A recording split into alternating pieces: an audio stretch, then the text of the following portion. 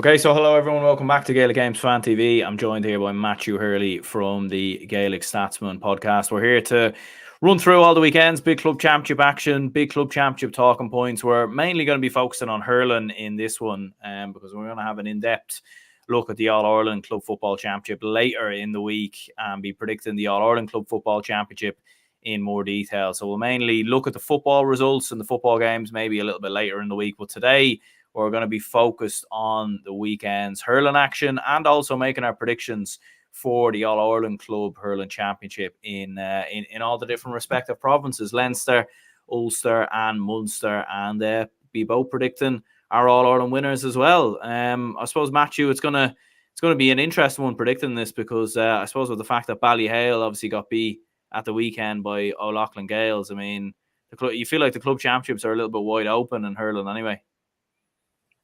Maybe so, yeah. And thanks for having me on again, Aaron. The Ballyhale result was actually a shock to me. I see the scoreline. I thought it was actually a mistake that O'Loughlin Gaels beat them, but no mistake. What a result for O'Loughlin Gaels. And I think a lot of people would have said that the championship is open and it's probably the most open championship in years, but people are kind of forgetting at the back of their minds, Ballygunner, they're playing next weekend now against Sarsfields. And I think they'll be cackling inside and thinking this is a chance for us to win an All-Ireland or second in 3 years. So that'd be a brilliant opportunity for Ballygunner. But even in the Munster Championship, other than Ballygunner, you look at all the clubs in it. You look at Sarsfields in their first Munster campaign since 2014. Conlara, I think, first in a long time anyway. Kildangan, only their second ever. And then you have the Piercing. Okay, the Piercing are probably season campaigners from Limerick. But when you look at the other three teams, you rarely see sides in those championships. The Vina, obviously their first Leinster Championship campaign in the hurling. Obviously O'Loughlin Gaels. You have a team from Boffley, Kilrounty, I think is the name of it. I have to check it again. And Naveena from Wexford in their second Leinster campaign. So there's a lot of new clubs there. Camross from Laois. There is a lot of new clubs there. So yeah, there's going to be potentially new All-Ireland champion, but at the back of my mind, I'm thinking Ballygunner will be laughing at that result yesterday with Ballyhale and thinking this is our All-Ireland to lose.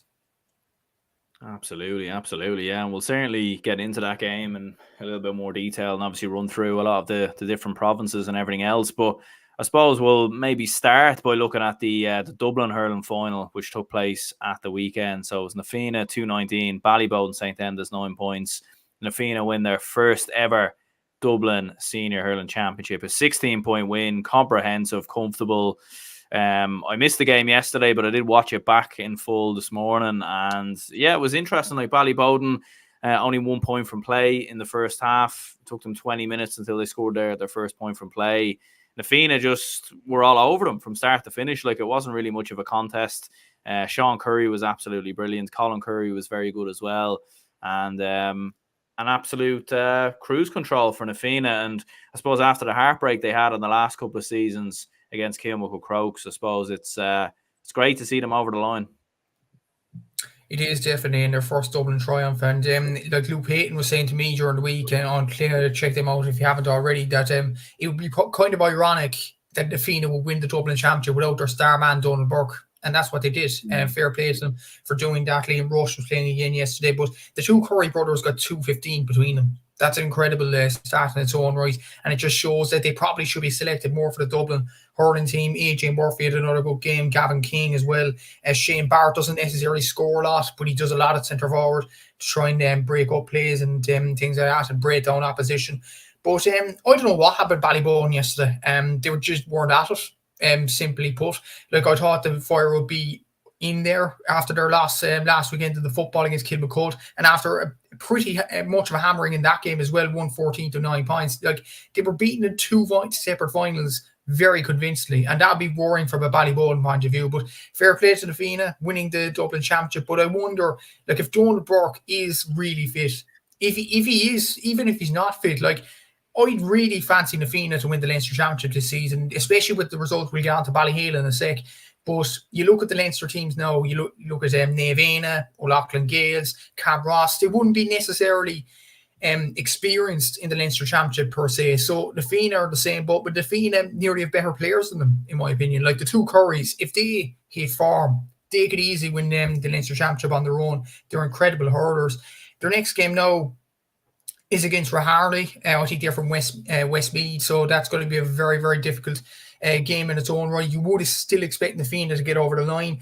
Then the semi-final, it's either Camross or Naas, and Camross are pretty new to the Leinster Championship in general. Naas maybe not so, but they're from Kildare. So, and they're obviously juggling football and hurling. So you would definitely fancy the Fianna to get to a Leinster final. And what happens after that, it's going to be a mystery. But the Leinster champions actually played the Ulster champions in the semi-final, which is probably going to be Schlockneil or Rory Oak, Crushingdall or somebody like that. So I definitely fancy the Fianna's chances, especially after Ballyhale's lost yesterday, but especially after beating Kilmacud as well.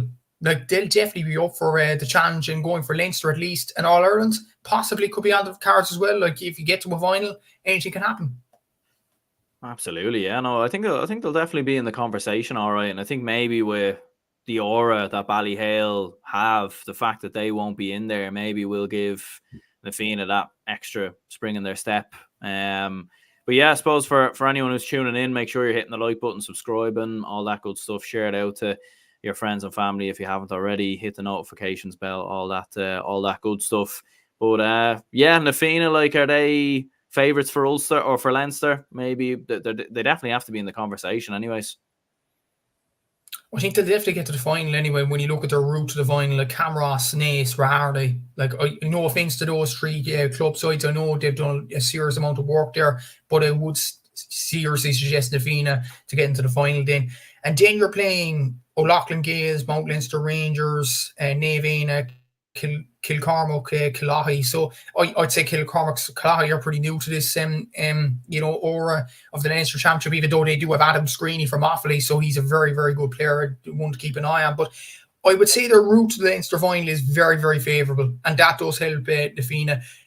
And then, as I said previously, in a final, anything can happen. Like, I know O'Loughlin Gaels have good players like Paddy Deegan and Hugh Lawler. Naveena have good players such as Conor MacDonald and Cathal Dunbar.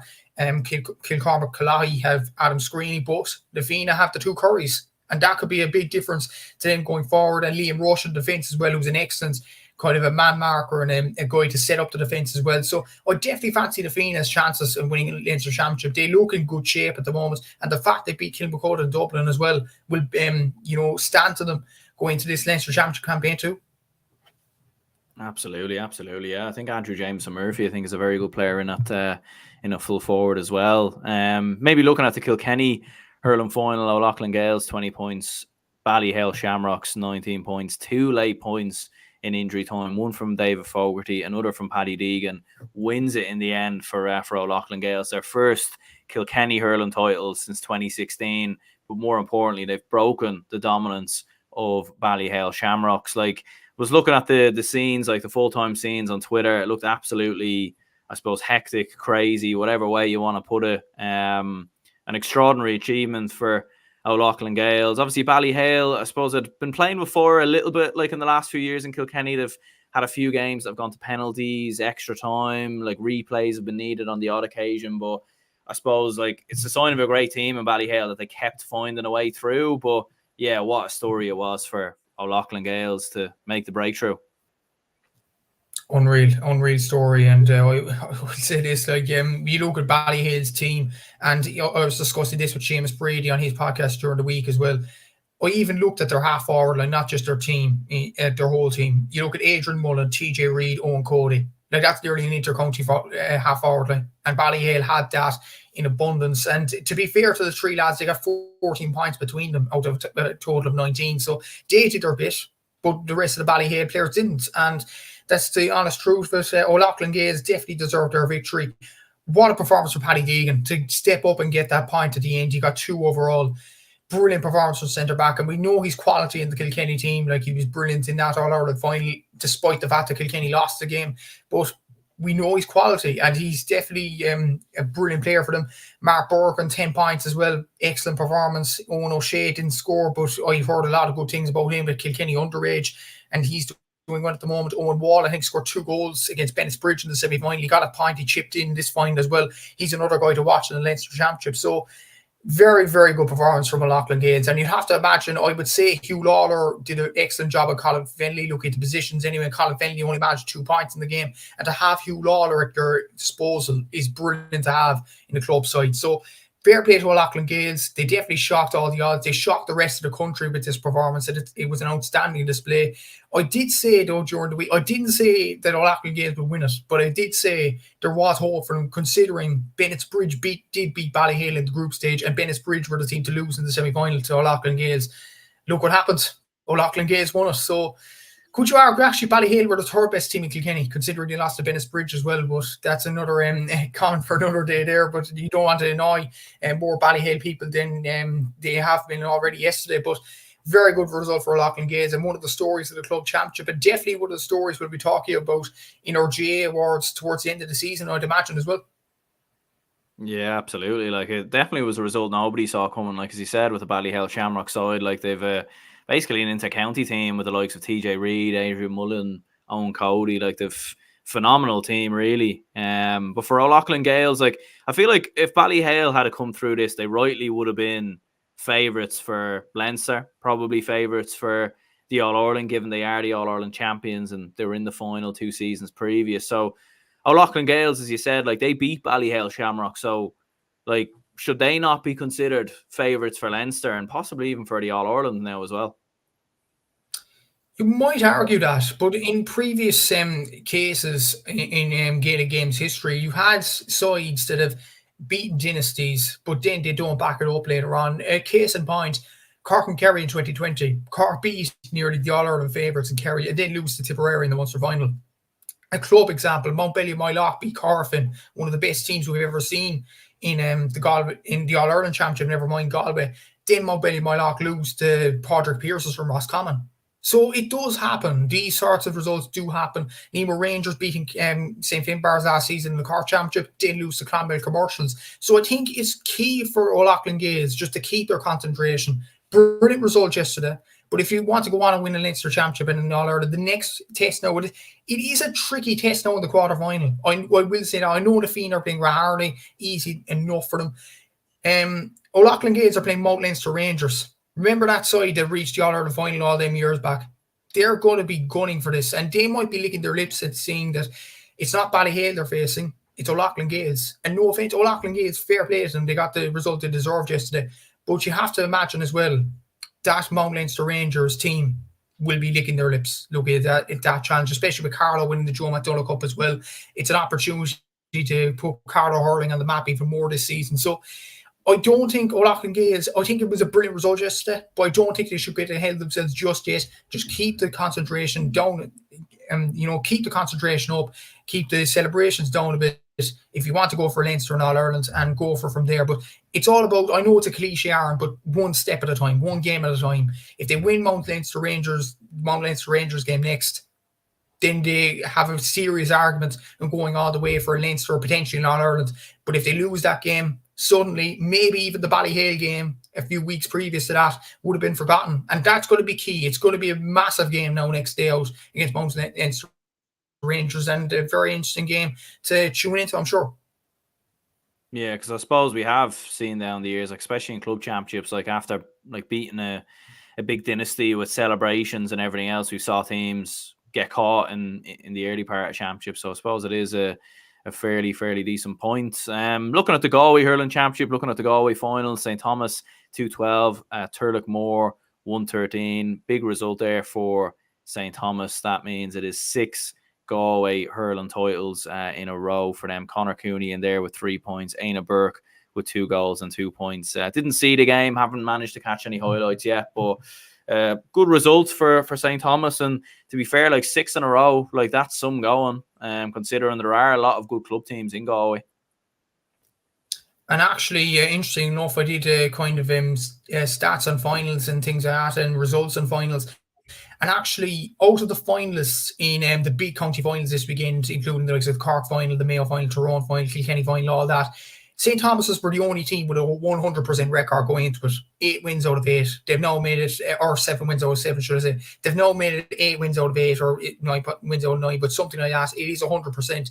That's an incredible record for a club to have. And they are a dynasty in Galway at the moment. It was always going to be difficult for Turlock Moor to turn them over.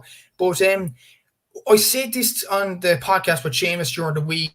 I wasn't necessarily worried about this game for St. Thomas. I think St. Thomas were the much better team by the looks of things anyway, and they have the much better players to turn up more. But I worry about them in the All-Ireland because their next game now is the Munster the All-Ireland semi-final against the Munster champions. And that'll be Ballygunner, if not Ballygunner, the Pearshig.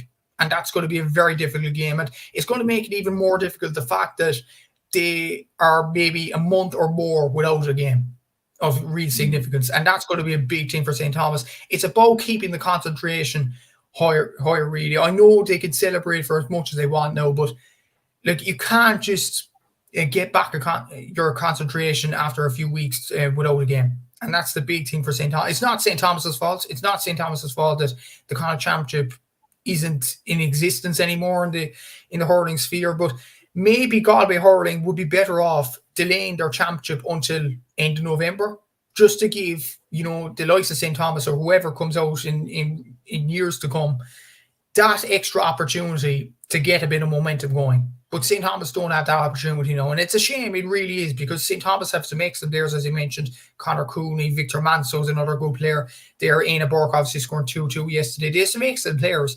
The problem is it's game time. And like, once they come up against the Munster champions in the semi-final, I have a feeling, unfortunately for St. Thomas's fans, I think they'll probably go in maybe a slight bit undercooked. And that's just a shame. It's just the structure it is. But that'd be my worry about St. Thomas in the next few weeks.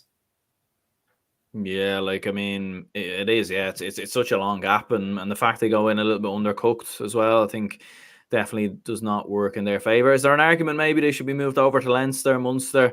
I feel like moving them over to Leinster would make a lot of sense, considering the Galway county side obviously play in Leinster, and like, when you look at the Leinster Senior Hurling Championship, like no disrespect, it usually is the Kilkenny champions, the Dublin champions. I know if you said like Mount Leinster Rangers have caused the odd couple of shocks here and there.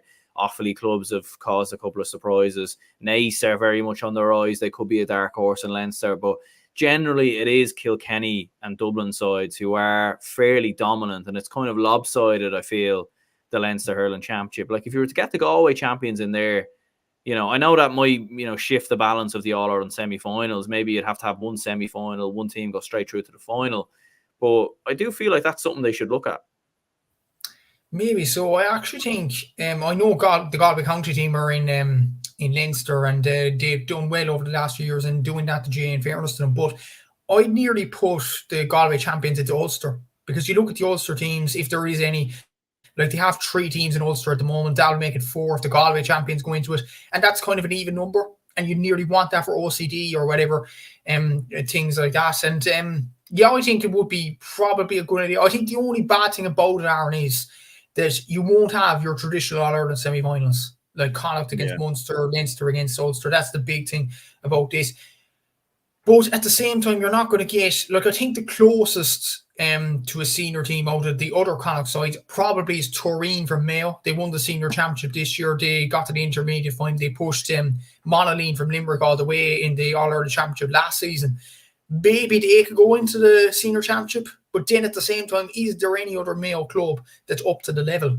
Because Turin obviously own all the Mayo players in general. Fergal Boland's another player that, I know he played Mayo football, but he's a very good player for Turin. Maybe it's worth consideration for the Connacht Council to push Turin up against the Galway champions. Maybe. I'm just clutching at straws, maybe. Because of that, maybe I just seen them against Monaleen and they put up a very good performance that one night in Grove Park. But maybe it's just a suggestion, just to give St. Thomas or whoever comes out with the Galway championship more of a chance when they come up against the Munster champions inevitably. So I just feel there is suggestions out there. What's the definitive right one, I'm not sure. But I think the GA and the Connacht Council have to agree on something. They have to do something, or else St. Thomas's or any other Galway champions are going to go into the semi-finals undercooked. And it's just unfortunate for them. Absolutely, yeah. Like, and maybe they could do it for a season, for a year, test it out, just see. Like, and fair enough, if St. Thomas were to beat them by 20, 25 points, then you'd say, right, okay, I don't think that experiment quite worked. But yeah, I don't see any reason why they shouldn't go and at least give it a go, at least give it a try. Like, I suppose there is quite a big gap, though, you would say, between sides who are battling out at intermediate level and senior level, like, and that might be maybe the thing Do you know, like if we have a 30-point win in a final, people will say, "Oh, well, that's not doing anyone any favors," you know. But maybe they should give it a go. Maybe they should. Like at the same time, I think like Monaghan obviously have the likes of Donegal Dálaigh, who was in the Limerick team in the league, and they have some decent players out of that Limerick panel. They're from a very good background in Limerick hurling. And Turin really put it up to them in All-Ireland final. I was pleasantly surprised at how Turin actually played in that game. Maybe it's just a suggestion that they could try that maybe for a year or something like that. But like, I think Turin, for to get to that stage, Turin need to develop even more. And they're into the intermediate All-Ireland again this season. If they go all the way into the All-Ireland final again this year, I feel that maybe it's worth trialling for the next few years that they play St. Thomas's. But for now, maybe it's a bit soon. Yeah, it's a hard one, really, isn't it? I don't know what is the definitive answer. Would you put them in Ulster? Would you put them in Leinster? Would you just put Turin into it? It's a difficult one to call, but they have to do something anyway, or else the Galway champions are going to go in undercooked. Absolutely. Yeah, let us know anyway in the comments for anyone who's tuning in, or even afterwards on the replay. Let us know. Do you think St. Thomas should move over to Leinster, maybe go to Ulster, or what should they do? Should there be a kind of club final or something of that nature? Because it does seem to not really work in their favour. The fact that there is a 2-month gap now, 3-month gap before they play in an All-Ireland club hurling semi-final. Looking at some other finals, the Tipperary hurling final replay, it was Killadangan 121, Thurles Sarsfields 120. A couple of late points there by Thurles Sarsfields, but it wasn't enough to turn it around. Big result for Killadangan, their second ever Tipperary hurling title. Their last one was in 2020, and that was during the lockdown as well, so they obviously didn't get to compete in the Munster Club Hurling Championship. So some result for Killadangan. Just looking at it on Scorpio, Sean Hayes with a goal and 4 points, Billy Seymour in there with 5 points, Dan O'Mara on the score sheet, Willie Connors with 3 points there as well. So very good result for Killadangan, and I suppose they'll get to have a crack at Munster this time around. And the fact is, in Munster, they're playing Clonlara from Clare, who are relatively new to this situation as well. So that's going to be an interesting game, actually. Like Clonlara, Killadangan, two clubs have probably been in the doldrums in Clare and Tipperary over the last year or so. They got on to win it. And I actually forgot about that. Sorry to Killadangan fans at the start. It is your first Munster campaign. I thought it was your second. But of course, as Aaron pointed out there, it was a COVID year. So apologies there. But Sean Hayes, what a performance from him, 1-4, a late goal as well to clinch the victory. Brilliant goal. I seen it on TG Carr, it was over TG Carr. I seen it on Twitter earlier this morning. Brilliant finish, really, really good goal. Billy Seymour, excellent performance from him with 5 points. Dan O'Mara's another good player. Willie Connors. Like, if you have them players at your disposal, you're always going to do well. Like Killadangan definitely do. Alan Flynn at midfield is another very good player as well. But really, really surprised Thurles Sarsfields lost this, because I said this to Seamus during the week. This would have been the third time Thurles Sarsfields came up against Killadangan, and the biggest stat out of it, they've lost 2 and drew 1. They haven't won a game against Killadangan in the championship this season, and that is relatively unusual, isn't it? Thurles Sarsfields, probably one of the kingpins in Tipperary, and to not win a game against Killadangan, who have only won 2 Tipperary championships in their history, only in recent seasons, but still it's only 2 in their history. But that's unheard of for Thurles Sarsfields. So I see them against Barcelona a few weeks ago, and I was thinking they're going to win the Tipperary Championship. They look very, very good. Paulie Mara's in charge of them. They look in good shape. But Killadangan, they never say die. Fair play to them for going on and win this game. But you'd nearly fancy them actually against Clonlara in that semi-final, because you look at the talent in that team, the fact that they've won a Tipperary Championship more recently before the season than Clonlara have won Clare, maybe that will give them an extra bit of impetus to go on and win that game in the semi-final. So yeah, Killadangan looks very dangerous for the Munster Championship, and as I said previously, beat Clonlara and anything can happen in the final. So Killadangan will definitely be licking their lips, but Thurles Sarsfields must be absolutely kicking themselves after not winning one of 3 games against the same opposition. Absolutely. Yeah, no, I think it'll be interesting for Killadangan, and I think it's great that they get to go into the Munster Championship, and it should be interesting to see how they get on there. Limerick final was Napirshik 120, Patrickswell 19 points. I suppose a game that ebbed and flowed either way. Could have went really either way going down the home stretch, but Napirshik just about outmuscled Patrickswell with a 4-point victory. Peter Casey on the score sheet with a goal and 2 points. Conor Boylan and Dempsey both getting on the score sheet with 2 points each. Great result there for Na Piarsaigh. I suppose they're one of the more experienced sides going into Munster now, alongside Ballygunner.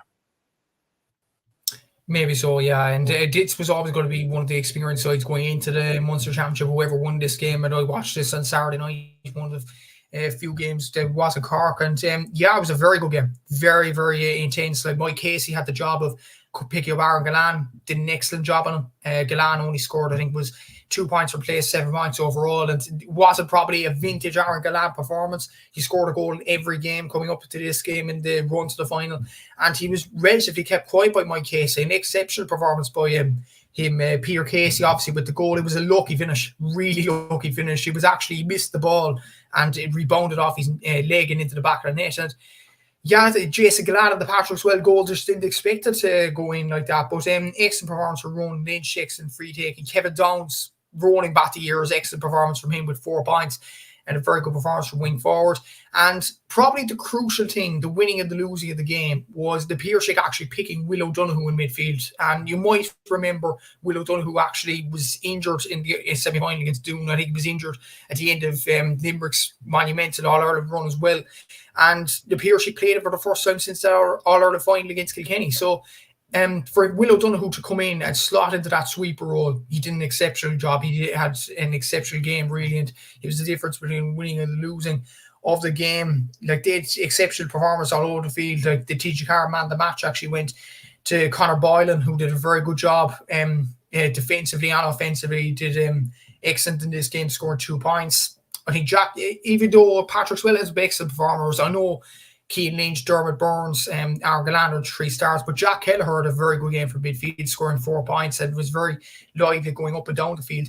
Keane Lynch probably wasn't his usual self. Burns probably wasn't the same either. Like I have to say, Conor Boylan did an excellent job in curbing that threat from Dermot Burns, and Peter Casey did as well in doing his bit around the middle. Wayne Kearns as well. So the Piarsaigh have the experience to get over the line. And remember last year, the Piarsaigh got hammered quite heavily by Ballygunner last season. So they'll be hoping that they'll have a second crack off them. That's provided Ballygunner beat SARS on Sunday.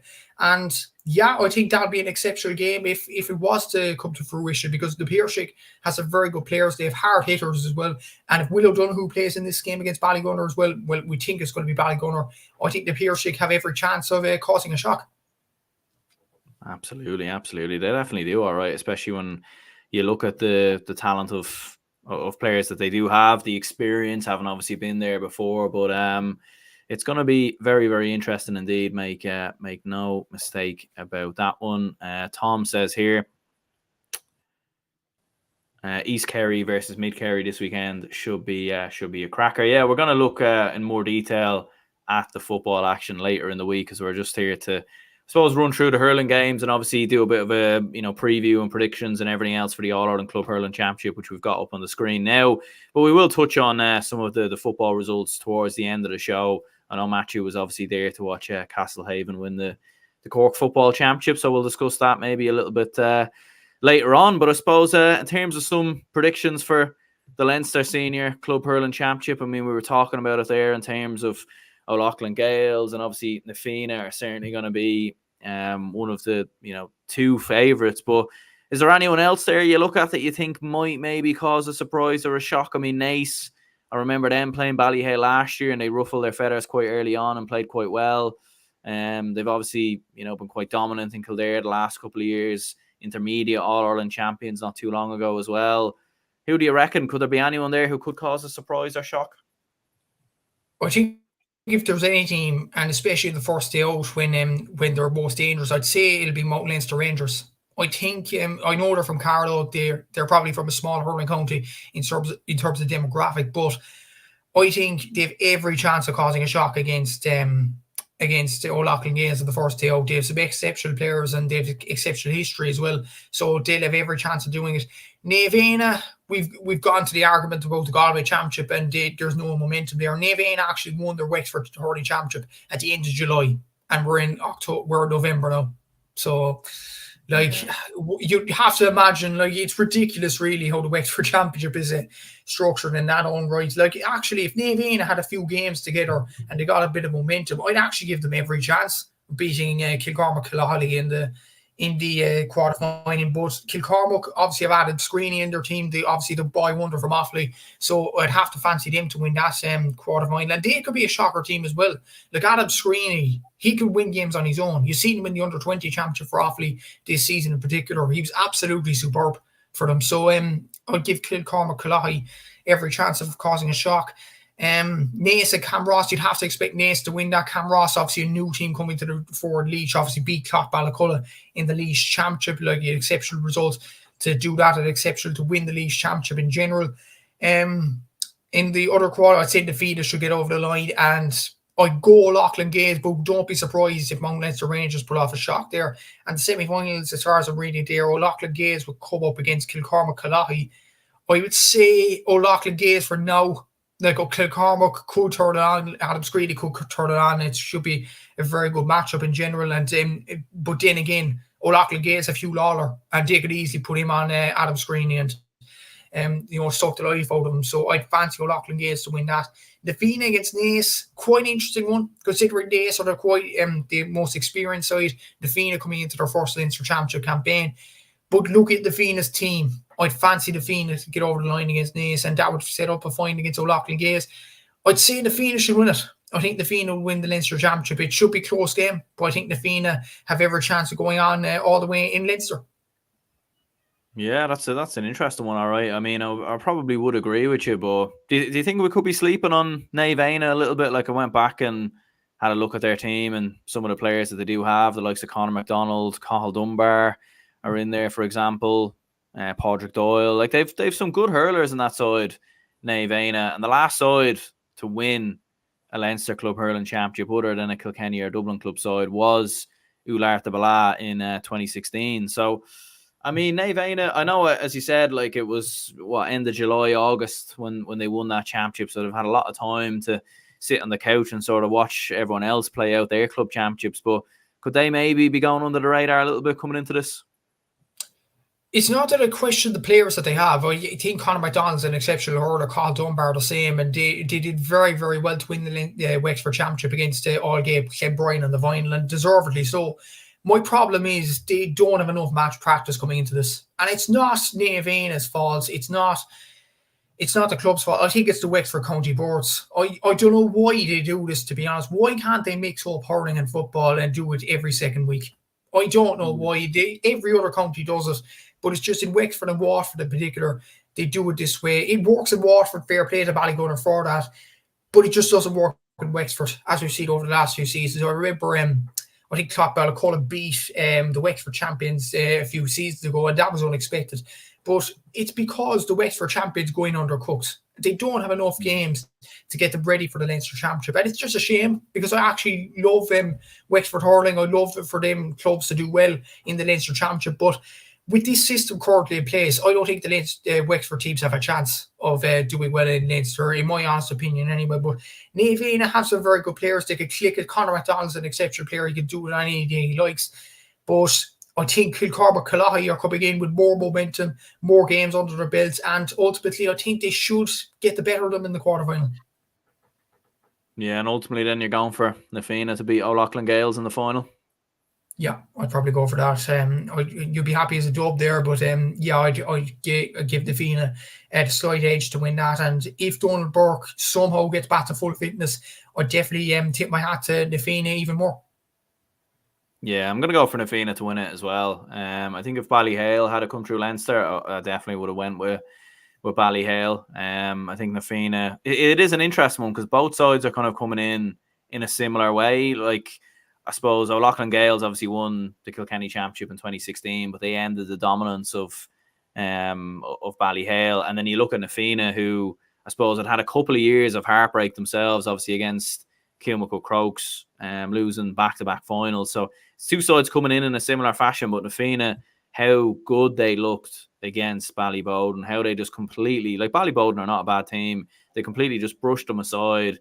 Sean Curry, Colin Curry, we'll see the status of Donald Burke over the next while. He could be back maybe later in the Leinster Championship by the time maybe a final or All-Ireland semi-final comes around. So yeah, I would have to agree with you. I think like Loughlin Gaels should make the final, but I wouldn't be surprised if Mount Leinster Rangers turn them over. Like I wouldn't be surprised at all. Like they could be waiting in the long grass, and I'd probably nearly predict them to beat All-Ireland Gaels, to be honest with you.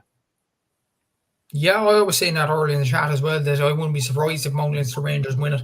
I wouldn't be shocked, but I just tip my hat to All-Ireland Games because, as I mentioned with the Wexford Championship earlier, momentum is key. And All-Ireland Games won the Kilkenny Championship only yesterday. They're going to play, I think, by my knowledge, I think they're going to play Mount Leinster Rangers on Sunday week. So that's ideal timing for them to kick into gear. So I'd fancy All-Ireland Games to win that, but it could be a shock at the cards there with the Carlow champions.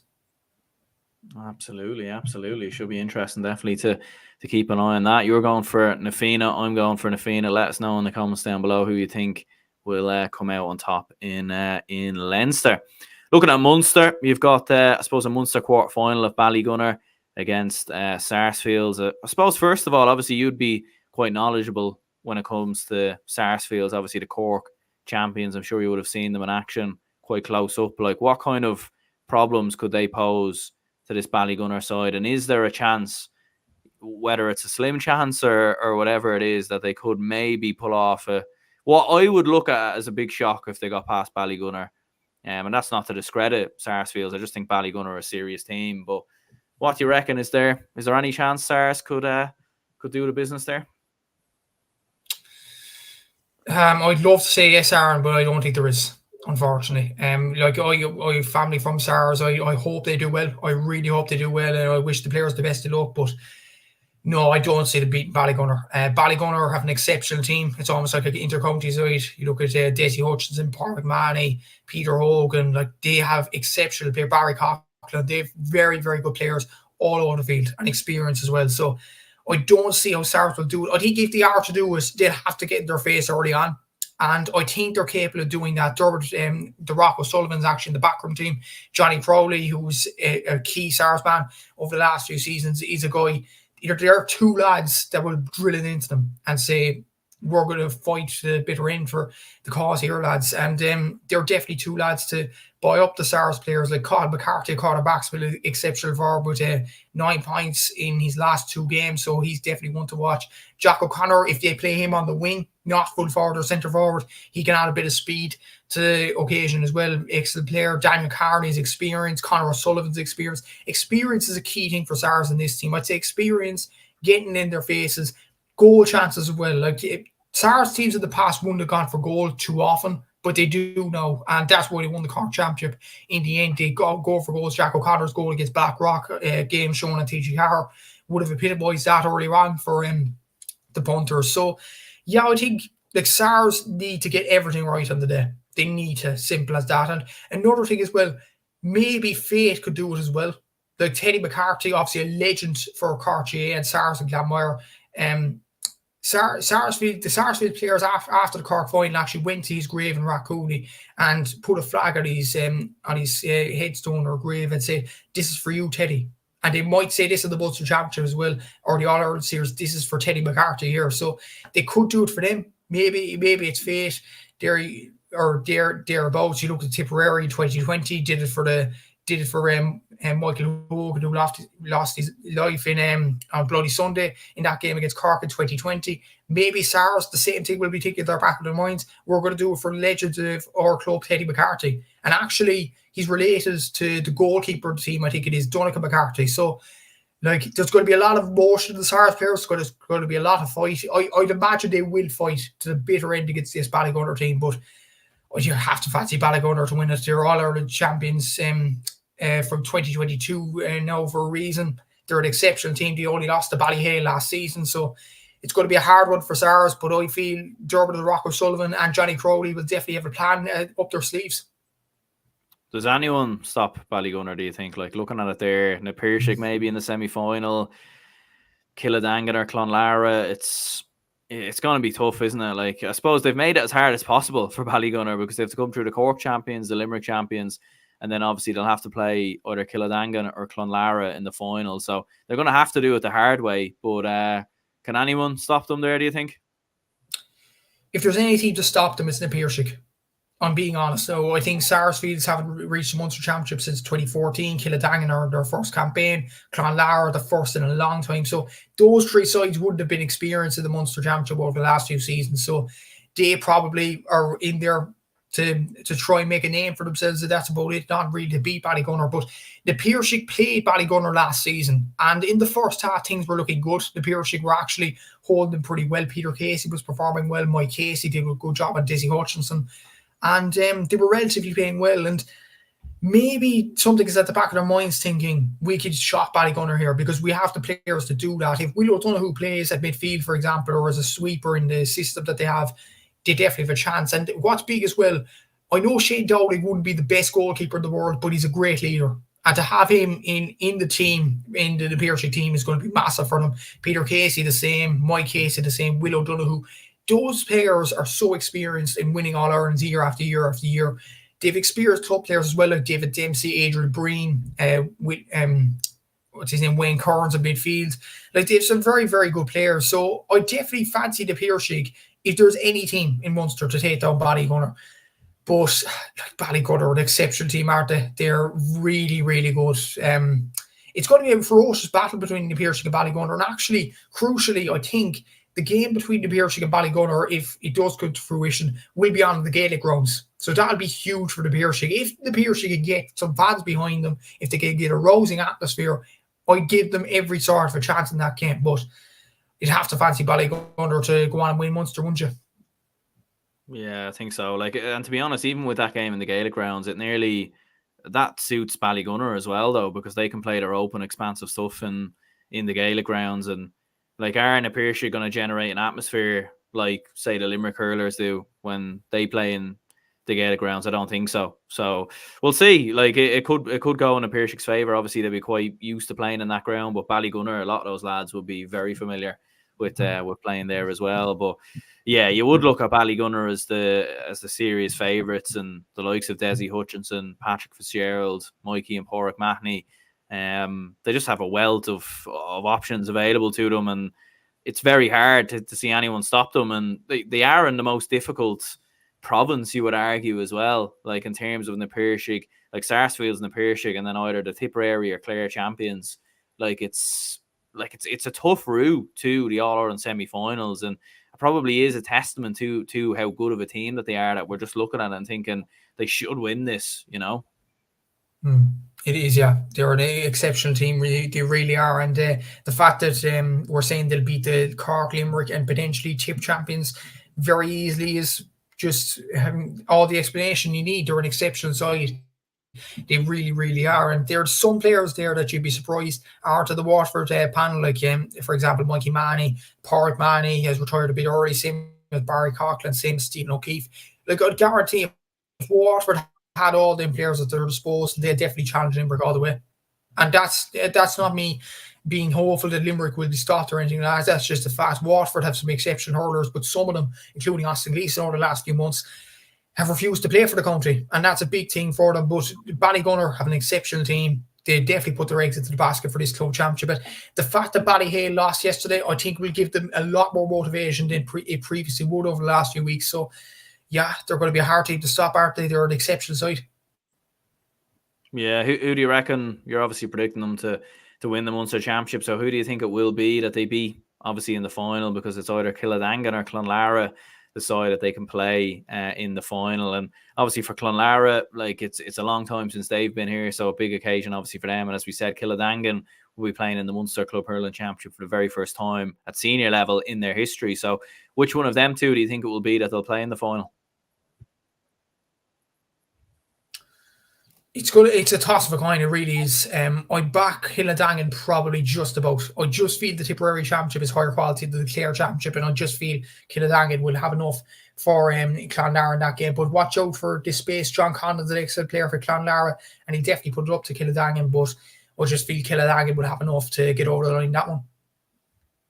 Yeah, I'll probably go for Clonlara maybe to cause a bit of a surprise and a shock. Like, the Tipperary hurling sides, club sides in the last couple of years have struggled a little bit. So probably go for Clonlara to cause a bit of an upset. Maybe is it an upset? I'm not entirely sure. But look, I think ultimately I think Ballygunner will come through Munster and win the Munster Club Hurling Championship. And as you said, we're both predicting them to come through there.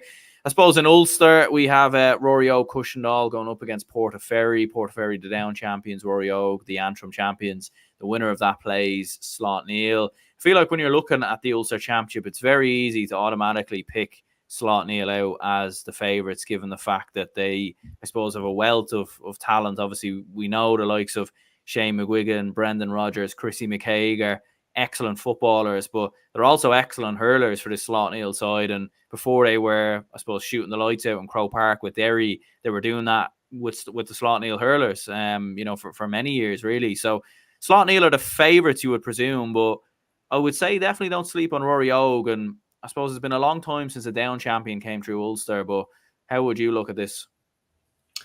You'd have to back Rory Og Cushendall to beat St. Patrick's anyway, so that's probably a given. And no offence to Down Hurling, though, but I just think Rory Og will have enough to beat them. Neil McManus, obviously, in that team, and he'll have a lot more time in his plate now that he's not in the county team with Antrim, so all the eggs will be in the basket for this club championship for him.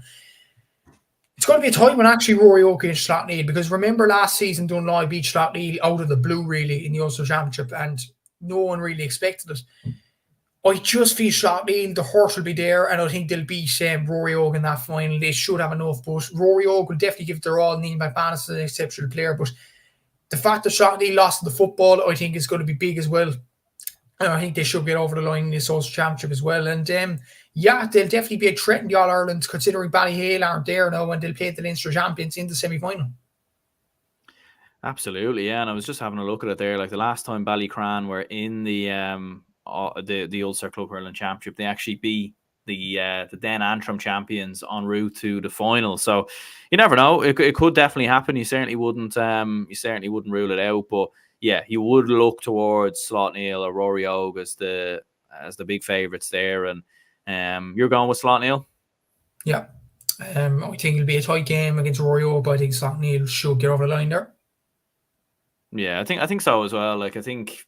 Yeah, it's obviously a hard one to judge. We certainly wouldn't be massive experts in Ulster hurling now by any stretch of the imagination. But looking at Slot Neal, they've been there numerous occasions in the last 10 years or so. And I think the fact that they obviously don't have football to play as well, the Slot Neal footballers have obviously been knocked out quite early. Well, in the semi-finals of the Derry Football Championship, it might just I suppose open things up a little bit for the Slot Neal hurlers. Looking at the semi-finals, then is it Leinster versus Connacht? It's Leinster. I thought it was Leinster versus Ulster, going by years. I might be wrong though.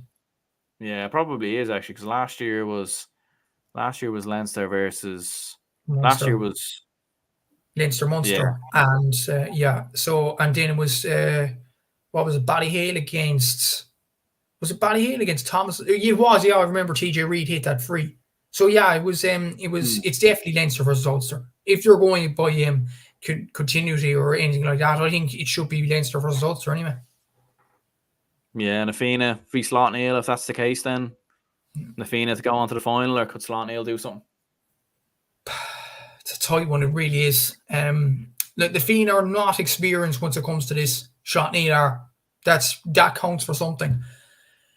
It's actually a tough one, actually, this game. I'd fancy the Fianna, but only just. I think they'll just scrape over the line, but Slot Neal would definitely give it their all, like Chrissy McCaig, Brendan Rodgers, Shane McGuigan, Cormac O'Doherty. There's some very good players in that Slot Neal team. They'll definitely push the Fianna all the way. The key thing is, if Donald Burke is back for that, which I think he should be, look at maybe the extent of his injury, if I'm not mistaken. If Donald Burke is back, I think the Fianna should win this game. If he's not, it'll be a tight one to call. It really will. For now, at this stage, I'd probably back the Fianna to win it, but only just.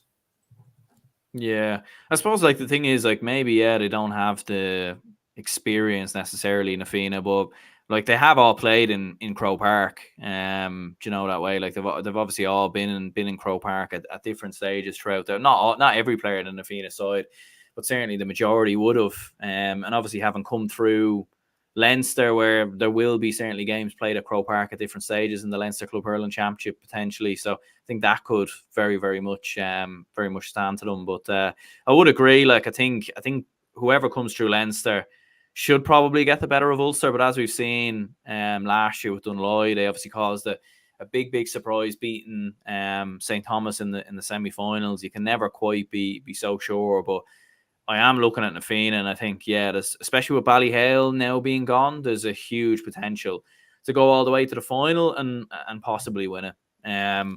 Looking at St. Thomas from Galway, like we were mentioning there, the fact that they, suppose, come into the finals a lot of the time undercooked, but like, is there any hope for them against the Munster champions, which, as we said, we've both predicted it to be Ballygunner? Like, it's mad. Like, Ballygunner will have come through 3 significant tests in the likes of Sarsfields from Cork and Piershick from Limerick, and either the Tipperary or Clare champions, Killadangan or Clonlara. So they'll have come through 3 tough tests, and while all those games are being played, St. Thomas will be, I'm not sure, sitting on the couch, sitting at the beach watching the games. I don't really know what they'll be doing.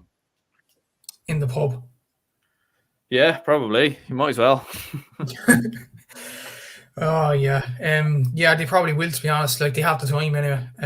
The way the Galway Championship or the Connacht Championship is structured at the moment. But all jokes aside, I think Ballygunner should win that game. They really should. I know St. Thomas have some very good players. But again, it's momentum. And Ballygunner, as you mentioned there, would have had 3 tough games. St. Thomas would have, shoveled off snow or went to the pub or gone back to their jobs or anything like that to get away from hurling. And that's just not right either. It really isn't. But that should be another argument for another day. But I think Ballygunner should get over the line in this game. And it could be a pretty easy walkover for them, in fairness, as well, because they're an exceptional team. And the fact that St. Thomas don't have the momentum behind them. Yeah, I think so. And I can't remember the last time a Galway club actually won the All-Ireland as well. I think it has been a while. So in hurling. So, but yeah, I do agree. I think it could be quite straightforward for Ballygunner. In fairness, a final of Ballygunner and Na Fianna, would that be Ballygunner's toughest test all year, do you think? Or will they have a tougher test before this game? I think their toughest test is in the Piershick in Limerick. I think that's their toughest test to get over. No offence to Na Fianna, no harm, but I just think Ballygunner should have it too much of them. It should be really the same as the Ballyhale Dunloy final last year. You have one exceptional club side and then another that did well to get to the final, but ultimately they come up against a very, very sharp club side. So I'd fancy Ballygunner to win the All-Ireland, and the fact that Ballyhale lost yesterday has rammed home the point even more. Absolutely. Yeah, no, I think it is looking like Ballygunner all right. Like, I think they're going to be very, very hard to stop. And I think if they do get through Munster, the amount of momentum they'll be carrying by the time a final comes around, and you do look at both teams, and you look at the teams that they'll be playing en route to the final. Like, Ballygunner will have been tested, they will have been bruised, they will have had learnings, as they say, in terms of coming through that Munster Championship. Whereas Na Fianna, I suppose, aside from maybe O'Loughlin Gales in the final, it's like they won't, there's a chance Na Fianna could breeze their way to a Leinster final, get past O'Loughlin Gales. It might be a test, and then they could cruise past Slot Neal as well. I don't actually think that will happen, to be fair, because we've seen a lot of the time, especially in winter as well, a lot of these games become a lot closer, a lot more cagey because of conditions and everything else. And we've saw with Ulster sides coming into the All-Ireland Club Hurling Championship, they're more than capable of causing a shock or two. But you are looking at that and you're thinking Na Fianna coming in, like, they mightn't be as readied or as battle hardened as Ballygunner, and that again I don't think works in their favour. No, it doesn't really, and the fact that they're going through a first Leinster campaign as well, a bit like undercooked at this kind of scenario. Like, the Fianna have done well in the Dublin Championship over the last few years, and fair play to them, but this is a whole new ball game, to be honest with you. I'd fancy Ballygunner to go on and win the All-Ireland. They've exceptional players, as I said there. Like, the Fianna, they've done well. Like, if they've reached the All-Ireland final, I think it'd be a very, very good season for them. Really good season, very progressive season. And I think whatever happens in the All-Ireland final, the fans will be proud of them. But I just feel Ballygunner have an exceptional team. They're going to be hard to stop. And it's going to be hard to stop the Ballygunner gallop at this stage. And like, could this be the start of another dynasty in the All-Ireland Club history of hurling? Yeah, I think it could be anyway. I mean, the no signs of slowing down in Waterford anytime soon.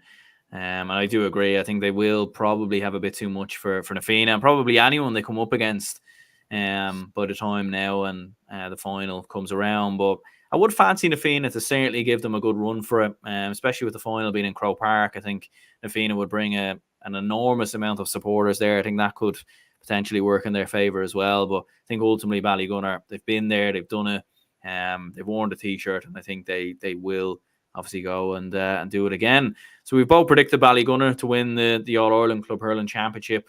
In terms of maybe a dark horse, I mean, I know it's very, very hard to predict sort of dark horses as such. But we see in club championships all the time down the years, and O'Loughlin Gales winning the weekend, I suppose, is almost the perfect example of it. But like looking through Munster, Leinster, Ulster, is there any sides there you think that could cause massive shocks, maybe go all the way? Like if anyone's, I suppose we both predicted Ballygunner and Nafina to get to the final, so I don't think we do see many shocks coming. But if there was any big shocks to come, where do you think it could come from? I think possibly the All-Ireland semi-final between Slaughtneil and Nafina. I think Slaughtneil have a good chance of doing that. Like they came so close against Ballyhale over the last few seasons. This is probably their best chance to reach All-Ireland final now that Ballyhale are gone. And they'll be thinking that as well at the back of their minds. And I think Slaughtneil have every chance of doing it. I think O'Loughlin Gales against O'Loughlin Gales losing to Mount Leinster Rangers is a big possibility as well. I know Ballygunner seem unstoppable at the moment. The Piershig, I still think like they would have learned a lot from last year. I'm not saying they'll beat them, no, but I think the Piershig would definitely put up a really good challenge against Ballygunner in the Munster semi-final. So if there's any sides to cause a shock, I'd say watch Mount Leinster Rangers and the Piershig against Slaughtneil. There we go. So there we have it. In terms of predictions for the All-Ireland Club Hurling Championship and everything else. So yeah, I suppose we will go in detail a little bit later in the week, maybe on Thursday evening to run through football predictions and the football championship. Obviously, with the fact that both championships get underway really in the next sort of week or so. Obviously, the All-Ireland Club Football Championship is already underway in Leinster. There's been a few games already, but it really does get into the nitty-gritty next weekend. A couple of games in Leinster, a few other provinces as well. So we'll be previewing them in a bit more detail on Thursday and going through it. But maybe just touching on some of the football results from the weekend, like Castlehaven obviously came out on top in Cork. Funny enough, when I made a video earlier in the year predicting every Cork Club Football Championship, I did predict Castlehaven to win it. So I think that's 2 years in a row I've somehow predicted the Cork Football Championship. I don't know how that's happened, but yeah, what a result for Castlehaven. And yeah, what was the game like? You were there, so I suppose talk us through it. Jeez, where do I start? The first half, very, very cagey. Very cagey affair. It did seem a bit lifeless, and maybe that's the way football has gone. Like Paul O'Donovan mentioned that in the post-match interview to Nima Rangers manager, and you have to agree with him. I think John Mahan said in the Mayo final, we'll get on to the Mayo final, the kind of scandal that was in his sake. But the Cork final wasn't far behind it either. The first half, and well done to Castlehaven, first of all, exceptional achievement for James McCarthy and his players. Brilliant win for them. But the final was absolutely drab. It really was. And I hate to say this as a Cork football fan, but maybe it's just happening up and down the country that we're getting these games where defensive systems are taking over. And it's just a shame. It really is. It was almost like both sides were afraid to lose rather than go for the win. And as a neutral fan, I was had no preference at who was going to win yesterday.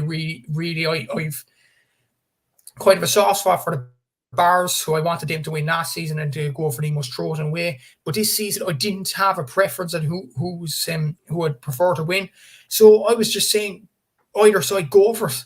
Go for the jugular. But neither side were prepared to do it. It was just frustrating, to be honest with you, just watching that first half, 4 points apiece. But the Haven found that extra gear in them. They definitely powered home. And actually, 10 out of their 11 points came from the two Hurley brothers, Brian and Michael. And while I'm on Michael, what an exceptional performance in this game and an exceptional performance in the semi-final. That's 12 points, 11 from play in the two most important games of the year. Exceptional showing from him. Very, very good. He was in very good form yesterday. And John Cleary should pick up the phone to him and say, Michael, we want you back here. He's an exceptional forward. I think Cork were missing that in the All-Ireland Championship, especially against Derry in the quarterfinal this season.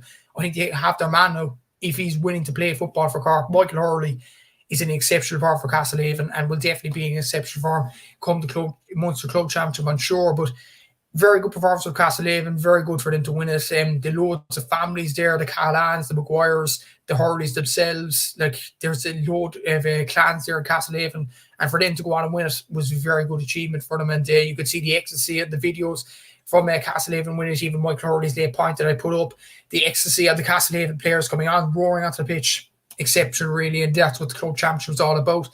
Nemo, they didn't probably have a good club championship. I will say that. Like, they blitzed Ballygunner in the first game. Other than that, they weren't very good in the club championship, and they got to the final. Fair play to them, but they were probably found out in the final, and Castlehaven took full advantage of that. So it'd be interesting to see how Castlehaven get on the Munster Championship. Very, very interesting indeed. I checked the Paddy Power. They're actually 7th favourites for the All-Ireland, which is quite interesting. I don't know what anybody would think of that, but it's going to be interesting to see how Castlehaven get on it. They do have some exceptional players like Rory Maguire, Conor Cahalane, Damien Cahalane, Jack Cahalane, Brian Hurley, Michael Hurley, Conor Maguire. They're nearly inter-county players themselves, so they have a very good team. They have a good team to go in a long distance in the All-Ireland, I'm sure. So best luck to Castlehaven going forward, but in the end of the day, Aaron, I don't think it was a game for the purists at all. It was a very drab encounter, but maybe it's just the same. It's maybe where football's going nowadays, and it's just poor to see, really. Yeah, do you think Michael Hurley will come into the Cork team next season? I think he has to. Really think he has to. I think he's a very, very good player, very speedy.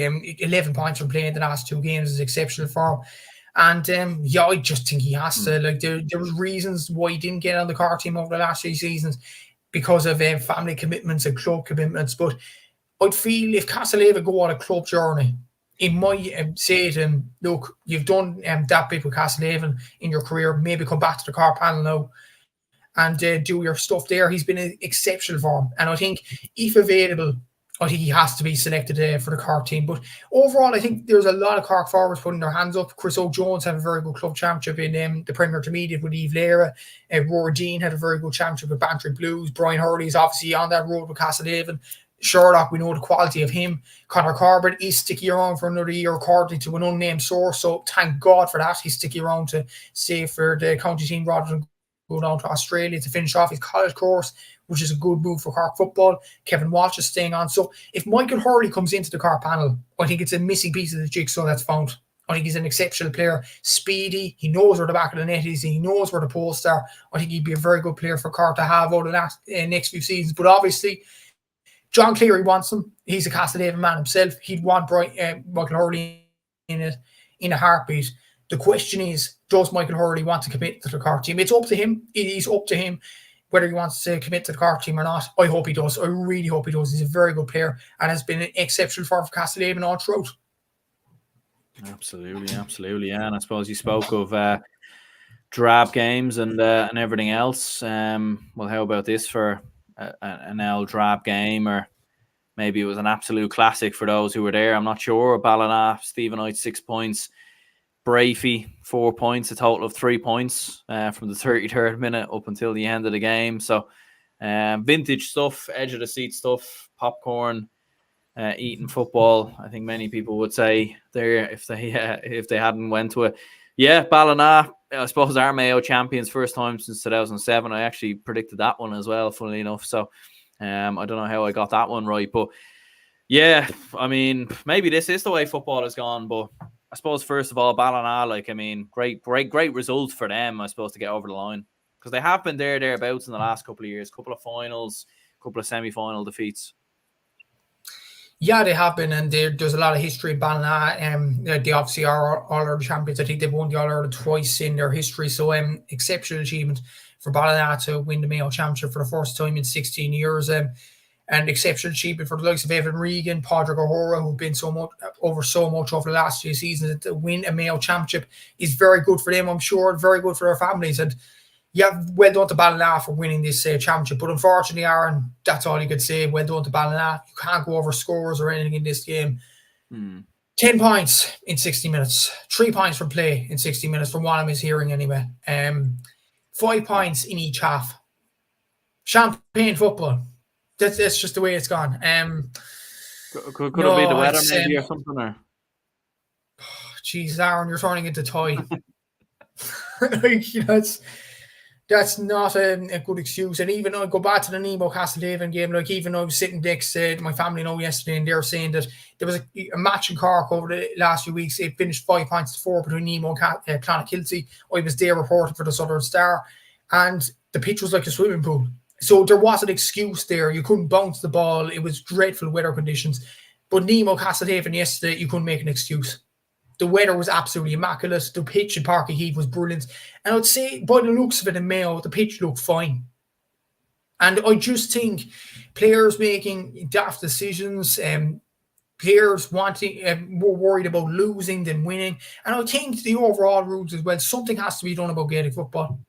It's only this weekend where I've clicked it, really. And I should have clicked it over the last few years or so.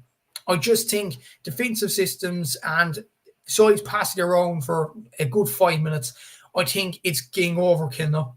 It really is. And Roscommon did it in the All-Ireland Championship against Cork and Dublin this year. I know it looked good on the eye against Dublin, but against Cork, you see the detrimental effects of it. It looks boring. It looks incredibly boring. Loud. But I was thinking this today, actually, about defensive systems. I'm thinking, I know I don't like defensive systems in the game, but maybe these are the kind of systems to get underdogs over the line. I know I'm defending defensive systems and all that, but I put it this way. Would Louth have been close to Division 1 if they didn't use defensive tactics? Would Cork be in an All-Ireland quarter-final if they didn't use tactics from Kevin Walsh?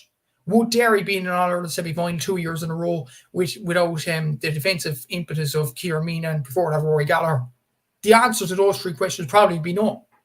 And look, the GA have to meet them halfway here. I think there has to be a punishment for defensive systems, but there also has to be a punishment for attacking as well. Someone actually suggested to me today on Instagram saying that there should be a shot clock. I don't know, will that work in the GA, to be honest with you? There should be maybe a max of 4 or 5 minutes for players, the attacking team, once they're into 45, to take a shot on. If they don't take a shot on within that amount of time, it's a free out. Maybe that could work. But there's another thing as well that I want implemented if that was going to be implemented. There has to be 7 outfield players for the defensive team into the 45. That's what I'd say, to be honest with you, because imagine having a shot clock and every one of the defensive team is in the 45. It's just going to be impossible to shoot. So there needs to be sort of a thing where defense and attack needs to be halfway in this. But all the stuff that's going on with referees as well, I just think Gaelic football is in a terrible state at the moment. It really is. And I take it back to Kevin O'Donovan's point of the Southern Star podcast. He was speaking to Kieran McCarthy. Excellent interview. Check it out if you haven't already. It was in, I think, in August or September, or them kind of months. He was saying, actually, that football has become unwatchable. And I was looking at that thinking, okay, I'm a fan of Gaelic football. It hurts me to the core that a Cork CEO was saying this. But maybe he's onto something. Maybe something has to be done with these sorts of games. Like, you look at Nemo Castlehaven yesterday, and an extreme example, the Mayo final yesterday. I looked at Joe Bradley's tweets yesterday, and that was probably the most entertaining part of the game. That says it all, really. And, there's something has to be done by the GA, but at the same time, with all the abuse that's going on with referees, with, the thankless job that the referees have with keeping time, I just think more people need to be employed to make it a very good game of Gaelic football, because I think, and it's just so sad for me to say this, I think the game of Gaelic football, compared to like soccer, to rugby, to hurling, I think it's dying. And I think, I don't know, was it Tyrone that started with the defensive systems in the noughties? Was it Derry that started with their extreme defensive systems? Was it Jim McGuinness at Donegal? I'm not sure. But I think the game, as we know it, unfortunately, it's dying. And those 2 games in particular, those county finals, which should be showpieces for the whole country, the Cork and Mayo finals, brilliant days out for the players, I'd imagine, should be excellent days. But they weren't. They were 2 drab games of football, and Hopefully we won't get any more drops of games for football like this, but unfortunately, I think there's a long way to go to the club championship in football. I think we're going to see more of this, unfortunately, rather than less of it, and I'm sad to see it. Yeah, like I think, I think in terms of defensive systems, like I think from my own, I didn't really watch too much football, obviously in the '90s, so obviously I wasn't alive back then, or I was a baby or whatever in the mid '90s, so I wasn't really watching Ulster football back then. But yeah, people can let us know. But from Tyrone up through Donegal, like it probably has the evolution of it has changed. I suppose the point of it is the same, but it's maybe been different adaptations. I think McGuinness brought it probably one step further than what Mickey Hart had. And yeah, like I've never, I think I've said openly on this channel on multiple times before, like I've had no qualm really with defensive football, defensive systems, mainly because at the end of the day, like different teams have different ways to win. And there's plenty of examples all the way down through history in Gaelic football, in other sports as well.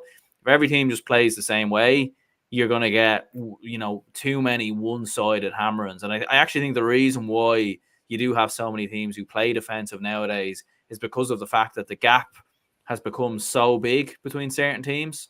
I think you have some teams that are of a very professional standard that are basically, you have some clubs that are basically like inter-county teams. Then you have some clubs that are very amateur, and very sort of grassroots level.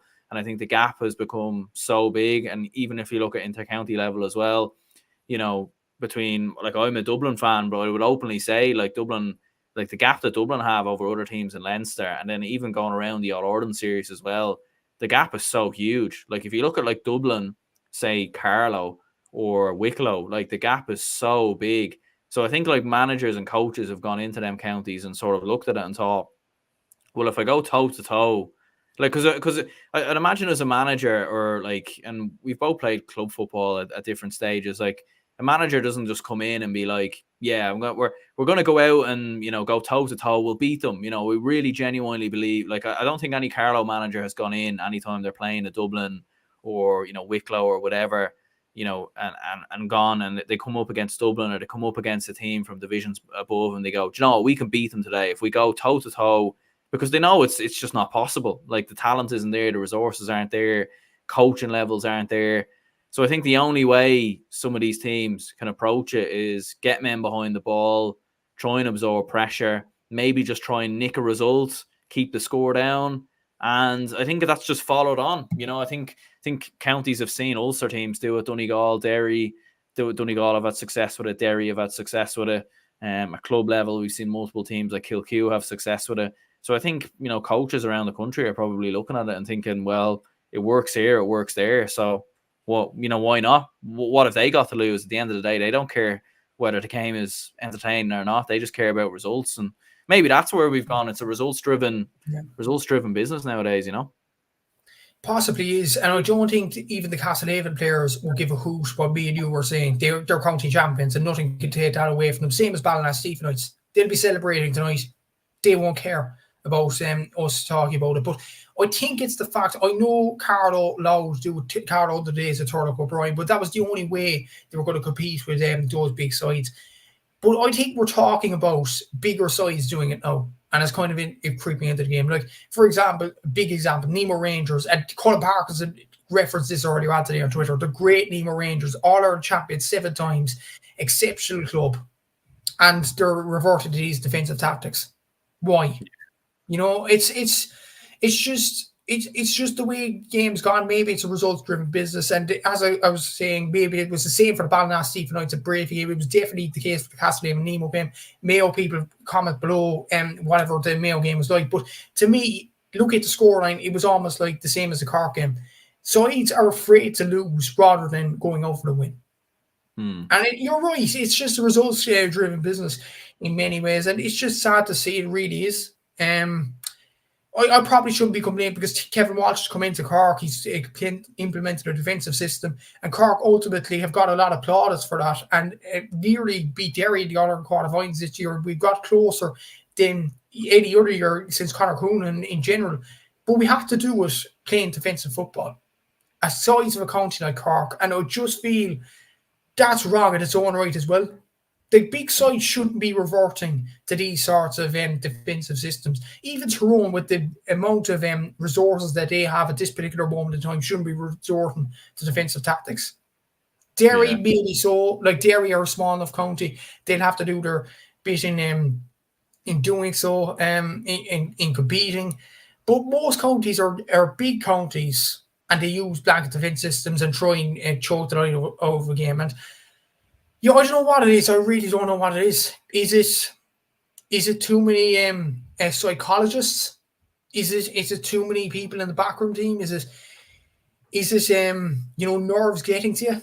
I don't know. Like, and then you talk about nerves. Like, Nemo won a county last year, and they're still playing defensive football. Like, there should have been no pressure on them yesterday.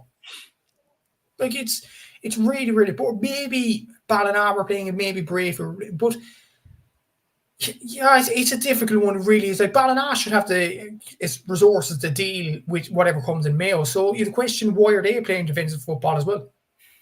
It's really, really poor the way it's gone, and I don't see it stopping. To be honest with you, I think we're going to see more dull games. We're going to see, but at the same time, whenever there's a hammering, we complain as well. So it's almost like the punters kind of complain when hammering happens and complain when a low-scoring game happens. So they can't meet in between. But we'd love it, actually, just to meet it in between, to have some competitive games, but as well as competitive games, exciting games. And that's all we want in the game of Gaelic football. Like, you looked at the Kerry Championship last week. I was watching Big Kerry and Dingle. Very good game of football. The sides were kicking the ball. They were kicking the ball into the forwards. They were claiming marks. They were doing exceptional all over the field until Big Kerry pulled away at the end. But Dingle had 2 men sent off, and that was why the result was kind of skewed. But that's the way football should be played, not the stuff that happened in Mayo and Cork yesterday. So I just feel that football needs to be played in the right way. There should be no fears in going for the opposition's throws at whatever cost. But it seems like, unfortunately, defensive systems are taking over. Yeah, Jack says here, Dublin Kerry only one's watchable.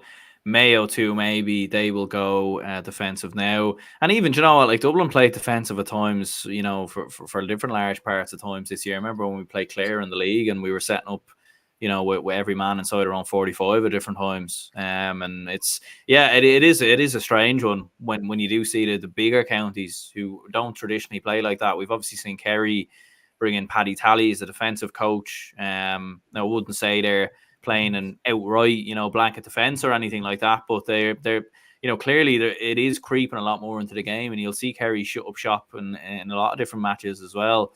And it does seem to be, the way to be. And as Jack says there, I think Mayo have been very attacking in the last couple of years, and you could see them do a complete 180 going into next year. Look at Galway, for example. Look at Armagh, who do complete 180s going into this season, who went from very overly attacking style of football to shut up shop, keep the ball.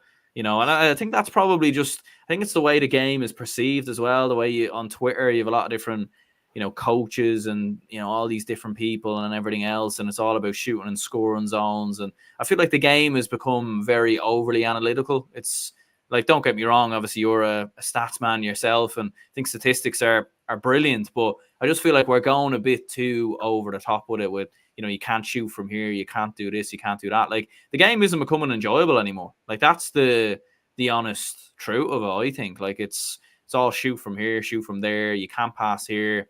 And we're taking the fundamental skills out of Gaelic football out of the game, and I think that's probably what's setting it back as well.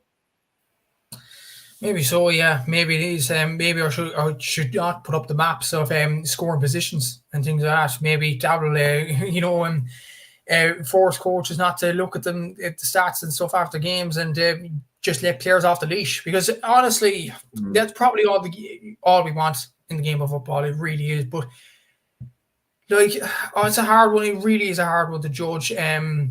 Maybe it is becoming analytical. It probably is, to be honest with you. But some people don't care about stats. Some people don't care about it. But still, the game is going backwards, and it's as simple as that. It's a really, really strange one to comprehend. Really, it's a difficult one. But I think players are shooting in ridiculous positions because of the defensive pressure being put on them and defensive systems. Like, I've seen games where Derry and Croke Park were playing 50 men in their own half. Louth and Páirc Uí Chaoimh did the same thing. And you're thinking, like, how are attacking teams going to get over this? You know, that's the honest truth of it. And yeah, it's going to be difficult to see how the game changes. But until then, I think Kevin O'Donovan's absolutely right. The game is becoming unwatchable and it's becoming boring. And it's as simple as that. And I seen a game a few years ago in the Kerry Championship, St. Brendan's Board and Austin Stacks. I remember the two teams because it was such a horrendous game. It was 3 points apiece at half time. And I had a rant on that game. And it wasn't because of Kerry football and things like that. It was because it was the game in general. The game is becoming more defensive, more shooting zones, things. And we just want a game going full on head for leather. And even the battles things is gone out of the game as well. Like, I even looked at the first half of the game yesterday. Players weren't going in for battling challenges or anything like that. Like, that's what football was all about over hurling. Football seemed to have more battles than hurling did. Like, shoulder to shoulder, intensity, everything. As Pat Spillane would say in the Sunday game when he was there, intensity. There was none of that in the first half yesterday. And this is Nemo Castlehaven, 2 of the 3 top runners in the Cork Football Championship. So where's the intensity? You know, that's the honest truth. I'd imagine there was no intensity in the Ballina Bravey game either. I hear Mayo fans were actually leaving at half time in that game, a county final. Mad. So, you know, I just think the game's going backwards. It's not just, I think analytics and stats probably have a part to play, but I just think the intensity is kind of out of the game as well. And that needs to be probably revisited. Not in an over-aggressive way now. I will stress that. Not pushing over referees or things like that. Just an aggressive game of football where you're tackling properly, where you're shouldering. All the elements of the game, that needs to return into the game. Or else the game's just going to die. And it's just unfortunate, really, Aaron, that we're coming to this stage. Yeah, no, it definitely is. It definitely is. And I suppose, yeah, like, and you know, I think maybe instead of maybe using the term overly analytical, maybe it's just the game's just become very complicated. Like, as Jack was saying there about too many spoofers, and you know, you have all these performance coaches and everything else sort of coming in who, you know, like you've got famous hurling managers going into certain counties as performance coaches and boxers and all this crack. You know, it all is a bit mad, to be honest with you. But there we go. Obviously, you did have Watty Graham's Glen and Tralee, who came through their respective county championships, but we'll discuss that maybe a little bit more in detail later in the week. We'll be predicting the All-Ireland Club Football Championship later in the week, maybe on Thursday evening. So make sure to tune into that one, and we'll discuss those teams and those games maybe in a bit more detail. So, yeah, Matthew, I suppose cheers very much for coming on. I suppose remind people, if they're looking to find you on any of your platforms, where can they find you? Yeah, any social media platform, it's at Gaelic Statsman, Facebook, Instagram, Twitter, TikTok as well, and YouTube. Hopefully I'll get my podcast up and running in the next few weeks as well, considering I have a reading week this week in college, so I just have to finish an essay now. Long nights at Lucas Aid and Red Bull until I finish that essay, and then hopefully there'll be a podcast episode up by the end of the week because of the club championships in Provincial being kicked off, so hopefully that podcast should be up and running, but that's where you can find me. Perfect. Good stuff. Well, best of luck with it anyway, and cheers anyone who tuned in. Make sure to hit the like button, subscribe, all that good stuff, and yeah, we'll chat to you later.